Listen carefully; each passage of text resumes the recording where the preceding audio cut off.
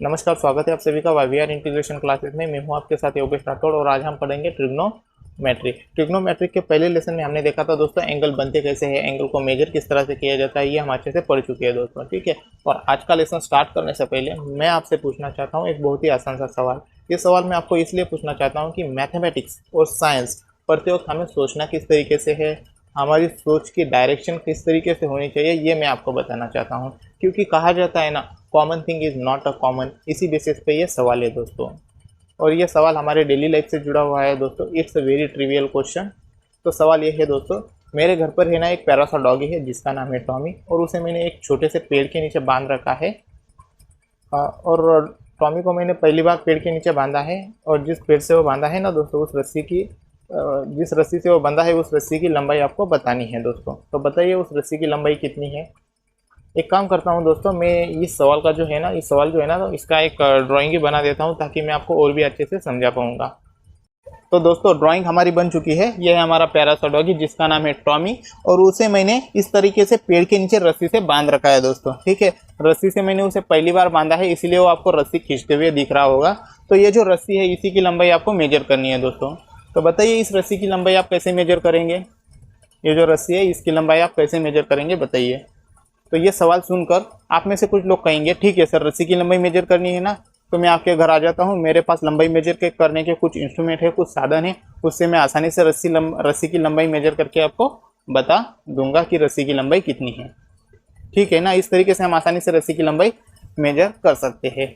और ये तो कॉमन थिंकिंग की बात है ना दोस्तों। अगर रस्सी की लंबाई करनी है तो जो हमारे पास जो इंस्ट्रूमेंट होती है, जो जैसे कि स्केल हो गई, मीटर पट्टी हो गई, इससे हम आसानी से रस्सी की लंबाई मेजर कर सकते हैं। ठीक है, तो हम सब रस्सी की लंबाई किस तरीके से लंबाई मेजर करेंगे। जो हमारे पास जो लंबाई मेजर करने के जो साधन है ना, उसी से हम रस्सी की लंबाई मेजर करेंगे। ये हम सभी की कैसी एक आम सोच हो गई। इस सोच को क्या कहेंगे हम, कॉमन थिंकिंग कहेंगे दोस्तों। ठीक है, लेकिन आपको ये भी पता होगा चांद की दूरी कितनी है, पृथ्वी से हमारे चांद की दूरी कितनी है, लगभग 3,84,400 किलोमीटर चांद की दूरी है हमारे पृथ्वी से। ठीक है, और जिन लोगों ने भी चांद की दूरी मेजर की, पृथ्वी से चांद की दूरी मेजर की थी, क्या उनकी सोच कॉमन थी दोस्तों? नहीं ना दोस्तों, उन्होंने कॉमन थिंकिंग से थोड़ा हटकर सोचा, थोड़ा अलग सोचा। कॉमन थिंकिंग की बड़ी बड़ी सोच होगी ना वो, तभी वो चांद की दूरी मेजर की है ना उन्होंने। तो वैसी सोच को हम क्या कहते हैं दोस्तों, हम कहते हैं इसी सोच को एब्स्ट्रैक्ट थिंकिंग। तो ये जो एब्स्ट्रैक्ट थिंकिंग है ना दोस्तों, इसी एब्स्ट्रैक्ट थिंकिंग को हमें इम्प्रूव करना है दोस्तों। तो कैसे इम्प्रूव करेंगे हम इस सोच को, देखिए दोस्तों, मैं जो हमारा पहला सवाल है उसी की ओर बढ़ते हैं, और हम एब्स्ट्रैक्ट थिंकिंग को कैसे इम्प्रूव करेंगे वो मैं आपको बताने जा रहा हूँ अभी। तो पहले हमारी कॉमन थिंकिंग क्या कहती है दोस्तों, हमारे पास जो इंस्ट्रूमेंट है लंबाई मेजर करने के, उससे हम आसानी से रस्सी की लंबाई मेजर कर सकते हैं। ये हमारी कॉमन थिंकिंग कहेंगी। ठीक है, लेकिन इसके अलावा हम और किस तरीके से रस्सी की लंबाई मेजर करेंगे, इस डायरेक्शन में अभी हमें सोचना है। ठीक है, इसके अलावा और किस तरीके से लंबाई मेजर करेंगे हम, तो अभी हम पढ़ रहे हैं ट्रिग्नोमेट्रिक। तो ट्रिग्नोमेट्रिक की मदद से भी हम रस्सी की लंबाई मेजर कर सकते हैं। कैसे करेंगे हम ट्रिग्नोमेट्रिक की मदद से लंबाई मेजर, देखिए दोस्तों, एक बात तो यहाँ में पता है कि हमारा जो टॉमी है वो रस्सी से बंधा है दोस्तों, ये सत्य है। और रस्सी पेड़ से बंधी है, ये भी एक सत्य है दोस्तों। और सवाल में मैंने पहले ही बताया था, टॉमी को मैंने पहली बार रस्सी से बांधा है दोस्तों। ठीक है, और ये कॉमन थिंकिंग की बात है दोस्तों कि कोई भी जानवर को अगर आप पहली बार रस्सी से बांधोगे तो वो क्या करेगा, छूटने का प्रयास करेगा। छूटने का प्रयास करेगा तो रस्सी को खींचेगा, तो वो रस्सी को खींचते हुए आपको दिख रहा होगा। रस्सी को खींचेगा तो वो एक जगह पे तो नहीं रहेगा ना, तो वो क्या होगा, वो थोड़ा इस तरफ सरकेगा। रस्सी को खींचते हुए है ना, वो इस डायरेक्शन में खींचेगा। तो ये डायरेक्शन में खींचेगा तो हम इसे क्या कह सकते हैं, arc length of circle. Arc length of circle कहेंगे इसे हम। आर्क लेंथ ऑफ सर्कल को हम यल से दिखाते हैं। इसे आर्क लेंथ ऑफ सर्कल क्यों कहेंगे, क्योंकि अगर टॉमी रस्सी को खींचते हुए पेड़ के चारों ओर घूमेगा तो एक सर्कल बनाएगा, तो ये यहाँ तक सरकेगा, तो ये सर्कल का ही पार्ट हुआ ना, तो इसीलिए हम इसे आर्क लेंथ ऑफ सर्कल कह सकते हैं दोस्तों। ठीक है, डॉगी पहले इस पोजीशन पे था, फिर वो इस पोजीशन पे आए, सरकते हुए यहाँ पर आ जाएगा, तो एक रेखा यहाँ से बनेगी दोस्तों। ये हमारी इनिशियल लाइन हो गई, ये हमारी टर्मिनल लाइन हो गई। और initial line to terminal side जब हम मेजर करेंगे इनिशियल पॉइंट पे, इनिशियल पॉइंट क्या है हमारा, पेड़ को ही हम इनिशियल पॉइंट कहेंगे। Initial side to terminal side जब हम उसे मेजर करेंगे, और मेजर को ही क्या कहते हैं हम, एंगल कहते हैं। तो ये हो जाएगा हमारा एंगल। एंगल को हम थीटा से दिखाते हैं दोस्तों। अगर हमें आर्क लेंथ ऑफ सर्कल की लंबाई हमें मिल जाती है और एंगल का मेजर अगर हमें मिल जाता है तो हम आसानी से रस्सी की लंबाई कितनी है वो हम निकाल सकते हैं। मैं आपको आर्क लेंथ ऑफ सर्कल की लंबाई बता देता हूँ, 2 मीटर है। आर्क लेंथ ऑफ सर्कल की लंबाई यहाँ पर कितनी है, 2 मीटर, और थीटा की वैल्यू है यहाँ पे 45 डिग्री। ठीक है, तो आप इसके आपके पास एंगल का मेजर है 45 डिग्री, ये आपको पता है, और आर्क लेंथ ऑफ सर्कल की लंबाई है 2 मीटर, ये भी आपको पता है। तो अब इसकी मदद से आप जहाँ बैठे हो वहीं से आप आसानी से रस्सी की लंबाई आसानी से निकाल सकते हो। कैसे निकाल सकते हो, मैंने आपको एंगल का रिलेशन आपको बताया था पहले लेसन में। क्या था हमारा एंगल का रिलेशन दोस्तों, theta equal to arc length of circle, arc length of circle upon में radius of circle. Arc length of circle को हम एल से दिखाते हैं और रेडियस ऑफ सर्कल को हम आर से दिखाते हैं। ये था हमारा एंगल का रिलेशन दोस्तों। ठीक है, इससे हम आसानी से मतलब इससे हम एंगल निकाल सकते हैं। लेकिन यहाँ पे हमें क्या करना है, रस्सी की लंबाई निकालनी है। हमारा जो टॉमी है उसकी रस्सी की लंबाई निकालनी है। तो रस्सी की लंबाई हमें निकालनी है। तो टॉमी अगर हमारा पेड़ के चारों ओर घूमेगा तो एक सर्कल बनाएगा। सर्कल किसकी मदद से बन रहा है, यहाँ पे रस्सी की मदद से। तो रस्सी को ही हम क्या मान सकते हैं, रेडियस में कह सकते हैं, त्रिज्या कह सकते हैं। तो हम ये जो रिलेशन है, ये जो फॉर्मूला है, इसे हम इस तरह से लिख सकते हैं, r equal to arc length upon में एंगल। ठीक है, अब हमें आर्क लेंथ की वैल्यू भी पता है और एंगल की वैल्यू भी पता है। वो वैल्यू अगर हम इस फॉर्मूले में पुट करेंगे और उसे जब हम सॉल्व करेंगे, सॉल्व करने के बाद जो आंसर आएगा वही क्या होगी, हमारी रस्सी की लंबाई होगी। ठीक है, इस तरह से हम आसानी से रस्सी की लंबाई निकाल सकते हैं ना। ठीक है, लेकिन यहाँ पर एक दिक्कत है दोस्तों। क्या दिक्कत है पता है आपको, यहाँ पे जो एंगल है, ये जो थीटा है एंगल है, उसकी वैल्यू कितनी है, 45 डिग्री। यहाँ पे डिग्री में हमें एक वैल्यू दी हुई है, एंगल का मेजर हमें डिग्री में दिया हुआ है। लेकिन ये जो रिलेशन है ना, इसमें इसे सॉल्व करने के लिए एंगल का मेजर किस में चाहिए, रेडियन मेजर में चाहिए। इसके लिए हमें जो ये जो एंगल है ना दोस्तों 45 डिग्री का, उसे हमें रेडियन में बदलना होगा। रेडियन में बदलने के लिए पहले हमें क्या पढ़ना होगा, डिग्री मेजर और रेडियन मेजर में क्या रिलेशन है वो हमें समझना होगा। तभी हम 45 डिग्री को हम रेडियन में बदलकर उसको इस फॉर्मूले में वैल्यू पुट करने के बाद हम आंसर निकाल पाएंगे। ठीक है, तो पहले हम डिग्री मेजर और रेडियन मेजर में क्या रिलेशन है वो पढ़ेंगे और उसके बाद इस सवाल को हल करेंगे। ठीक है, तो इससे आपको ये पता चल गया होगा कि मैथमेटिक्स पढ़ते वक्त हमें सोचना किस तरीके से है। ठीक है, तो इसी सोच को बरकरार रखते हुए मेरे साथ बने रहिए। अब हम गणितीय ज्ञान की अविरल धारा से जुड़ने का प्रयास करेंगे। पहला टॉपिक पढ़ेंगे हम relation between radian measure and real number, और उसके बाद हम पढ़ेंगे relation between degree measure and radian measure. तो 1 बाय 1 ये टॉपिक पढ़ेंगे दोस्तों। तो पहले हम इसे रफ कर लेते हैं। आज का हमारा पहला टॉपिक रहेगा दोस्तों relation between radian measure and real number. इसमें क्या रिलेशन है वो हम देखेंगे। ये रिलेशन देखने से पहले मैं आपको रियल नंबर के बारे में थोड़ा बता दूं, क्योंकि रियल नंबर के बारे में आजकल रियल नंबर हर टीचर का पसंदीदा सवाल होता है, रियल नंबर क्या होता है, what is the real number पूछने का। तो मैं आपको थोड़ा सा रियल नंबर के बारे में बता देता हूँ। रियल नंबर दोस्तों, आप तो ये एक डेफिनेशन आप ये कह सकते हैं कि जो भी नंबर लाइन होती है ना दोस्तों, उस पे जो नंबर होते हैं उसे क्या कह सकते हैं, हम रियल नंबर कह सकते हैं दोस्तों। ठीक है, रियल नंबर कह सकते हैं। जो नंबर लाइन होती है उन पे जो भी नंबर होते हैं उन्हें हम क्या कह सकते हैं, रियल नंबर कह सकते हैं। नंबर लाइन पे कौन कौन से नंबर होते हैं, जैसे कि होल नंबर हो गया, काउंटिंग नंबर हो गया, यानी कि रैशनल नंबर हो गया, इरेशनल नंबर हो गया। इस तरीके के जो नंबर होते हैं ना दोस्तों, ये सभी रियल नंबर के अंदर आते हैं दोस्तों। ठीक है, और आपको मैं एक और अच्छी सी डेफिनेशन आपको रियल नंबर के बारे में बता देता हूँ दोस्तों। जब भी हम किसी भी नंबर को स्क्वायर करेंगे, स्क्वायर करने के बाद उसका आंसर अगर पॉजिटिव आता है या फिर 0 आता है तो उस नंबर को क्या कहेंगे, रियल नंबर कहते हैं दोस्तों। इस डेफिनेशन के बेसिस पे कुछ एग्जांपल मैं आपको देता हूं दोस्तों। एग्जांपल देखिए दोस्तों, हमें एग्जांपल लेता हूं मैं 1 हमें पता है दोस्तों एक रियल नंबर है, लेकिन फिर भी हम डेफिनेशन के हिसाब से एक बार चेक कर लेते हैं दोस्तों। 1 का अगर हम स्क्वायर कर दे, स्क्वायर करने के बाद अगर उसका आंसर हमें पॉजिटिव आता है तो वो रियल नंबर रहेगा दोस्तों। 1 का स्क्वायर करने के बाद आंसर 1 ही आएगा, एक पॉजिटिव नंबर मिला, मतलब 1 क्या है, हमारा एक रियल नंबर है। एक और एग्जाम्पल लेता हूँ मैं दोस्तों, लेता हूँ मैं 4 क्या हमारा रियल नंबर है दोस्तों। कैसे चेक करेंगे, जब हम इसका स्क्वायर करेंगे ना दोस्तों, स्क्वायर करने के बाद उसका आंसर अगर पॉजिटिव आता है तो उसे हम रियल नंबर कहेंगे। 4 का स्क्वायर आता है 16 एक पॉजिटिव नंबर है, इसीलिए 4 को भी क्या कहेंगे, हम एक रियल नंबर कहेंगे। एक और नंबर लेता हूँ मैं दोस्तों 0 क्या रियल नंबर है दोस्तों। कैसे चेक करेंगे, उसको अगर हम स्क्वायर करेंगे, स्क्वायर करने के बाद आंसर आया हमारा 0, मतलब 0 आया दोस्तों। डेफिनेशन के हिसाब से आंसर हमारा पॉजिटिव आना चाहिए या फिर जीरो आना चाहिए। जीरो का स्क्वायर जीरो आता है, तो मतलब जीरो भी क्या है, एक रियल नंबर है दोस्तों। ठीक है, एक और नंबर लेता हूँ मैं, -5। -5 क्या ये रियल नंबर है दोस्तों? देखिए इसका जब हम स्क्वायर करेंगे, स्क्वायर करने के बाद आंसर आया हमारा 25, एक पॉजिटिव नंबर मिला हमें। तो -4 भी क्या है, एक रियल नंबर है दोस्तों। ठीक है, एक और नंबर लेता हूँ मैं, √2। √2 क्या ये रियल नंबर है दोस्तों, बताइए। ठीक है, इसका जब हम स्क्वायर करेंगे ना दोस्तों, स्क्वायर करने के बाद अंडर रूट हट जाएगा और 2 बाहर निकल के आएगा। 2 एक पॉजिटिव नंबर है, मतलब √2 भी एक रियल नंबर है दोस्तों। एक और नंबर लेता हूं मैं, अंडर रूट के अंदर -2 लेता हूं। क्या ये रियल नंबर है दोस्तों, बताइए।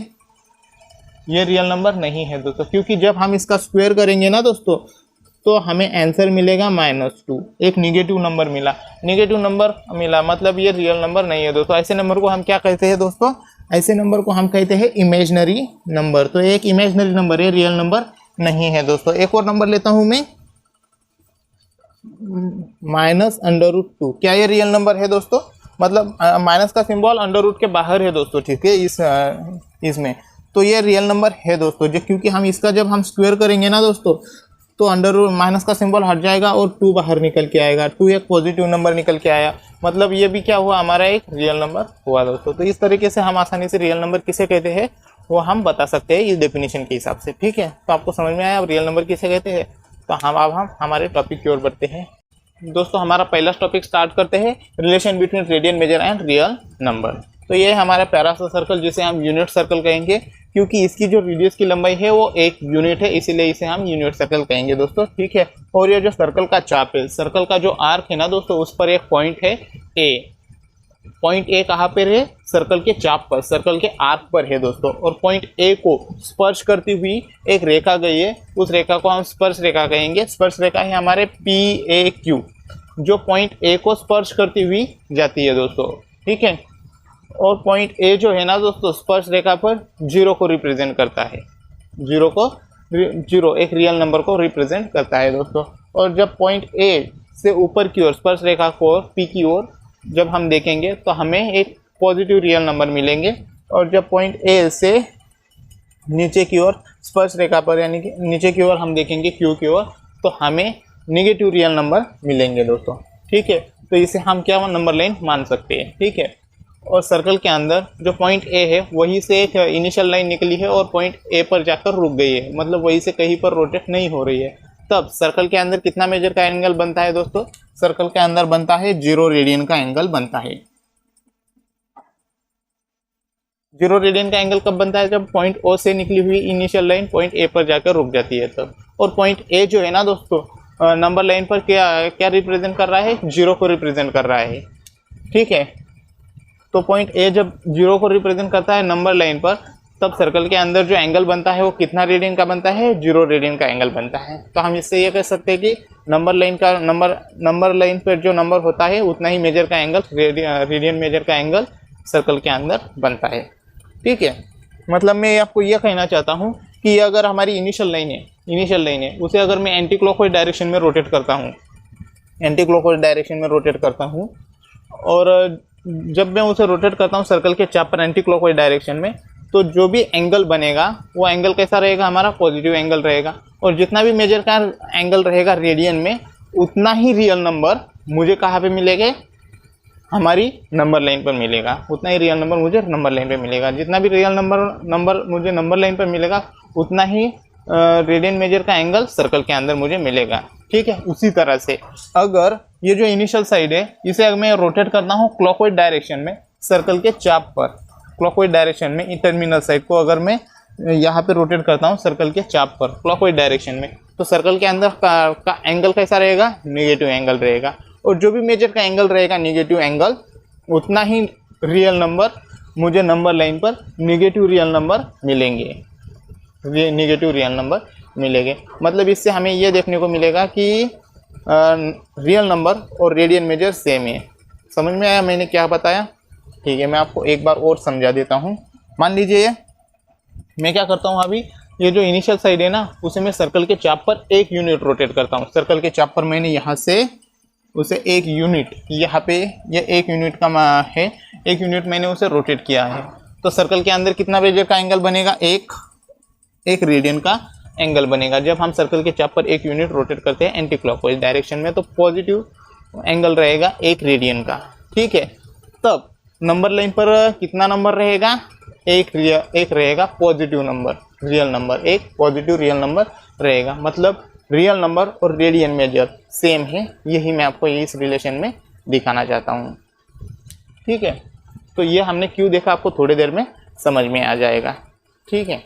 आज का दूसरा टॉपिक रहेगा हमारा relation between degree measure and radian measure. ये टॉपिक देखने से पहले मैं आपको थोड़ा सा डिग्री मेजर एक्सप्लेन कर देता हूँ, क्योंकि पहले लेसन में मैंने आपको बताया था कि डिग्री मेजर में एंगल बनते कैसे हैं और एंगल्स के टाइप्स मैंने आपको बताया था। थोड़ा सा एक्सप्लेन करने का रह गया था, वो मैं आपको थोड़ा सा बता देता हूँ अभी। डिग्री मेजर में क्या होता है दोस्तों, हमने कंप्लीट एंगल देखा था। कंप्लीट एंगल कैसे बना था, हमारी जो इनिशियल साइड होती है ना दोस्तों, इनिशियल साइड से जो टर्मिनल साइड निकलती है और वो रोटेट होती है, तब रोटेट होकर फिर से इनिशियल साइड पे आ जाती है टर्मिनल साइड, तब जो एंगल बनता है वो 360 डिग्री का एंगल बनता है। और 360 डिग्री का ही एंगल को हम क्या कहते हैं, कंप्लीट एंगल कहते हैं दोस्तों, ठीक है।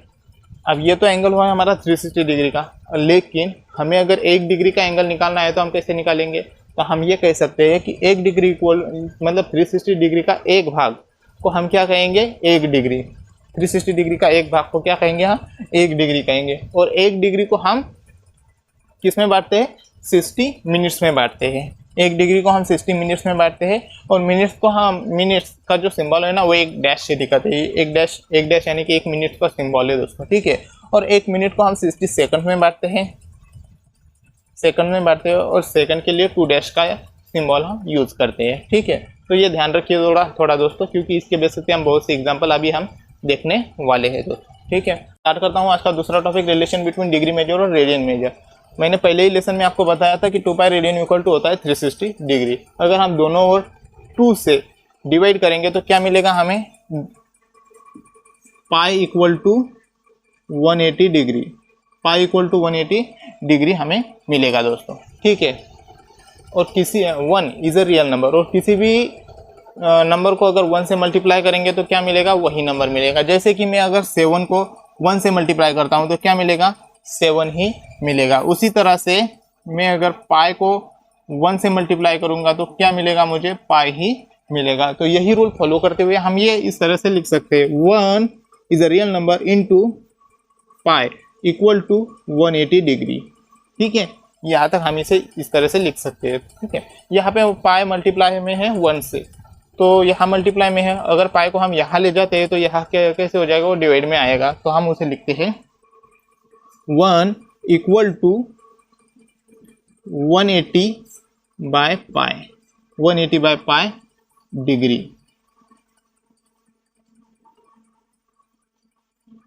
ठीक है। 180 बाय पाई डिग्री हम लिख सकते हैं। और यहाँ पे 1 क्या है दोस्तों, एक रियल नंबर है। और हम क्या रिलेशन देख रहे हैं, डिग्री मेजर और रेडियन मेजर में रिलेशन देख रहे हैं। तो यहाँ पे तो आ गया 1 इक्वल टू 180 बाय पाई आ गया। तो हमें जो ये 1 है ना दोस्तों, उसे रेडियन में बदलना होगा। और यहाँ पे हमने रिलेशन देखा था, हमने रेडियन मेजर और रियल नंबर में। ये हमें क्या, यहाँ पे हमें क्या मिला था दोस्तों, जितना भी रेडियन मेजर का एंगल रहेगा उतना ही रियल नंबर रहेगा।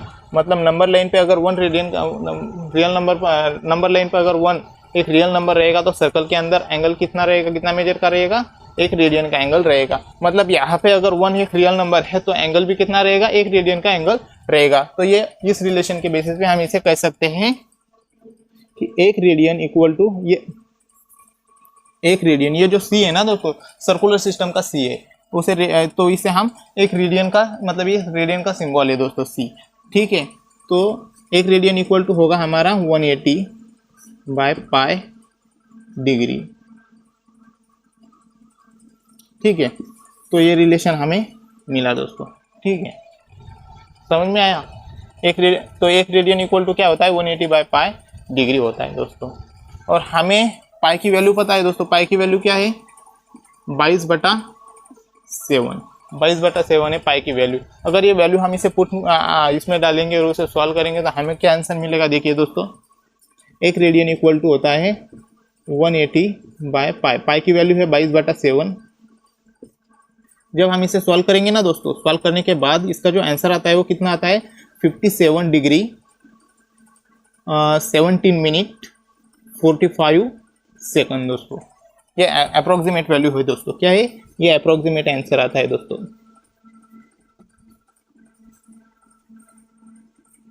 अप्रोक्सीमेटली आंसर इसका ये आता है दोस्तों 1 रेडियन। जिस तरीके से हमने दोस्तों यहाँ पे देखा था रेडियन मेजर को डिग्री में, उसी तरह से अब हम देखेंगे डिग्री मेजर को रेडियन में। कैसे देखेंगे दोस्तों? हमें पता है दोस्तों 180 degree equal to pi radian होता है, राइट। आप 180 डिग्री को 1 से मल्टीप्लाई करेंगे। किया हमने 1 से मल्टीप्लाई, यहाँ पे इक्वल टू क्या होता है? पाई रेडियन, ठीक है। अब यहाँ पे 180 1 से मल्टीप्लाई है। अगर यहाँ जाने के बाद क्या होगा दोस्तों? वो डिवाइड में होगा। तो जो 1 डिग्री इक्वल टू क्या आएगा फिर? Pi upon 180 radian. तो 1 डिग्री इक्वल टू क्या आया हमारा? पाई अपॉन 180 रेडियन, ठीक है। जब हम पाई की वैल्यू इसमें डालेंगे और उसे सॉल्व करेंगे ना दोस्तों, तो हमें क्या मिलेगा? 0.01746 रेडियन अप्रोक्सीमेट वैल्यू मिलेगी हमें ये, ठीक है। तो इस तरह से हमने इसे देखा दोस्तों, ठीक है। तो अब हम कुछ ऐसे एग्जांपल सॉल्व करते हैं जो रेडियन मेजर का एंगल है उसे डिग्री में बदल कर देखते हैं, और डिग्री मेजर का एंगल को हम रेडियन में बदल कर देखते हैं, ठीक है। तो स्टार्ट करते हैं दोस्तों। आज का हमारा पहला मतलब यहाँ पे 1 रेडियन एक एंगल अगर है दोस्तों, तो उसका मेजर क्या है डिग्री में? 180/पाई, ठीक है। और किसी भी अगर रेडियन का एंगल है उसे अगर हम 180/पाई से मल्टीप्लाई करेंगे तो हमें एंगल डिग्री में मिल जाएगा। तो ये देखिए वो कैसे निकालना है दोस्तों। हमें रेडियन में एंगल दिया हुआ है, पाई/6 का एंगल दिया हुआ है, ये रेडियन में है, उसे हमें अभी डिग्री में बदलना है। तो कैसे बदलेंगे हम? पाई/6 इसे मल्टीप्लाई करेंगे 180/पाई से मल्टीप्लाई करेंगे। अब पाई से पाई कैंसिल हो जाएगा दोस्तों। जब हम इसे सॉल्व करेंगे ना 6 तो एंगल आएगा दोस्तों 30 डिग्री का। हमें मिला 30 डिग्री का एंगल, ठीक है। इसे हमने सॉल्व किया और 30 आया, 30 डिग्री का एंगल मिला दोस्तों। उसी तरह से पाई/5 रेडियन का एंगल है, उसे हमें डिग्री में बदलना है। तो कैसे निकलेंगे हम? उसे भी हम इस तरीके से करेंगे, पाई/5 इंटू 180/पाई, पाई से पाई कैंसिल। इसे जब हम सॉल्व करेंगे तो हमारा एंगल आया दोस्तों 36 डिग्री का, ठीक है। इस तरह से हम 36 डिग्री इक्वल टू पाई/5 रेडियन का एंगल है दोस्तों, ठीक है। उसी तरह से हम पाई/4 रेडियन का एंगल निकालते हैं डिग्री में। पाई/4 को अब रेडियन में बदलने के लिए हमें क्या करना होगा? 180/पाई निकालना होगा। पाई से पाई कैंसिल होगा जब हम इसे सॉल्व करेंगे। सॉल्व करने के बाद हमें आंसर मिला 45 डिग्री का आंसर मिला, मतलब डिग्री का एंगल मिला। अब हम निकालते हैं पाई/3 का एंगल। पाई/3 है दोस्तों, पाई/3 का एंगल निकालना है, उसे हमें मल्टीप्लाई करना होगा 180/पाई।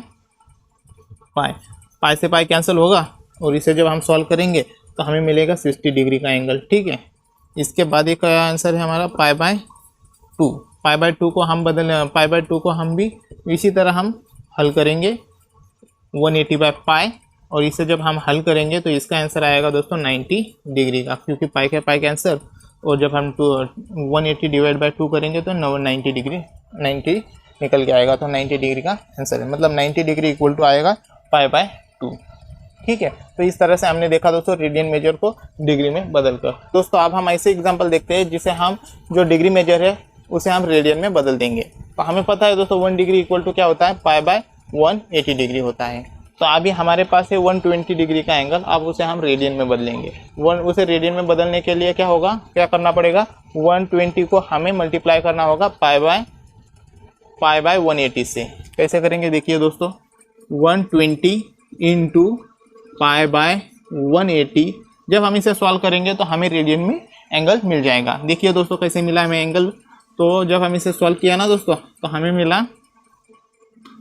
2 पाई/3 रेडियन का एंगल मिला।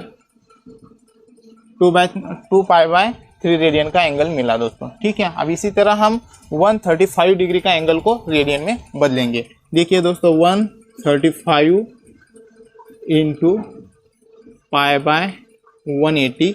जब हम इसे सॉल्व करेंगे, सॉल्व करने के बाद हमें आंसर मिला दोस्तों, इसका क्या मिला दोस्तों? मिला इसे 3 पाई/4 रेडियन का एंगल मिला दोस्तों, ठीक है। 3 पाई/4 3π/4 रेडियन का एंगल मिला दोस्तों। अब हम 150 डिग्री का एंगल है उसे रेडियन में बदलेंगे। कैसे बदलेंगे दोस्तों? पहले 150 लिखेंगे और उसे मल्टीप्लाई करेंगे π/180 से। इसे मल्टीप्लाई करने के बाद इसको जब हम हल करेंगे, सॉल्व करेंगे, तो हमें एंगल मिला दोस्तों 5π/6 रेडियन,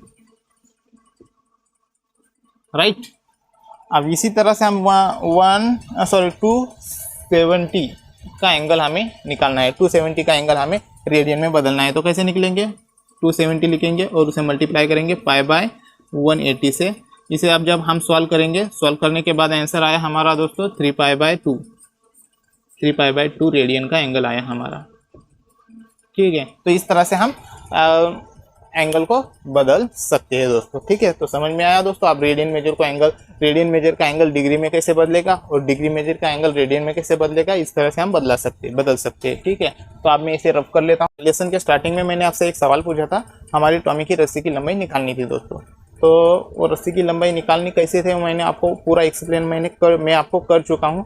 बस हमें रिलेशन देखना था डिग्री मेजर और रेडियन मेजर में। तो अब हमें पता है तो दोस्तों डिग्री मेजर का एंगल है तो उसे रेडियन में कैसे बदला जाता है, और रेडियन मेजर का एंगल है तो उसे डिग्री मेजर में कैसे बदला जाता है, ये हम अच्छे से देख चुके हैं दोस्तों, ठीक है। तो अब हमारा जो स्टार्टिंग का सवाल था उसे हम हल करते हैं दोस्तों। हमें सवाल में जो एंगल था दोस्तों वो था 45 डिग्री का, और आर्क लेंथ थी हमारी 2 मीटर, और रेडियस हमारी निकालनी है दोस्तों। अभी रेडियस हमें निकालनी है दोस्तों। रेडियस की जितनी लंबाई होगी उतनी ही कितनी रस्सी की लंबाई होगी दोस्तों, हमारी टॉमी की रस्सी की लंबाई होगी दोस्तों। अगर हमें ये जो एंगल है उसे उसे रेडियन में बदलना है तो क्या करना होगा दोस्तों? 45 डिग्री को हमें मल्टीप्लाई करना होगा π/180 से। 180 से जब हम इसे मल्टीप्लाई करेंगे और इसे जब हम सॉल्व करेंगे ना दोस्तों, तो हमें रेडियन मेजर में एंगल मिल जाएगा। तो रेडियन मेजर में एंगल मिला दोस्तों π/4 रेडियन का। π/4 रेडियन का एंगल हमें मिल चुका है दोस्तों, ठीक है। तो अब हमें ये जो एंगल मिला है ना दोस्तों, वो हम आसानी से हमारे फॉर्मूला जो रिलेशन है उसमें हम वैल्यू पुट करके हम आसानी से निकाल सकते हैं। तो हमारा जो रिलेशन था दोस्तों एंगल इक्वल टू क्या होता है दोस्तों? Arc length upon radius. लेकिन हमें क्या निकालना था? रस्सी की लंबाई जो होगी, मतलब वो रेडियस की लंबाई हमें निकालनी होगी थी। तो हमें फॉर्मूला को मॉडिफाई करना होगा दोस्तों, आर्क लेंथ अपॉन में एंगल करना होगा। अब ये वैल्यू हम इसमें पुट करेंगे दोस्तों। आर्क लेंथ की वैल्यू है दोस्तों 2 मीटर, और हमारे एंगल की वैल्यू है दोस्तों π/4 यहाँ पे डिवाइड में है, तो हम इसे इस तरीके से लिख सकते हैं दोस्तों। 4 इंटू, हम कैसे लिख सकते हैं इसको? 2 इंटू 4, ठीक है।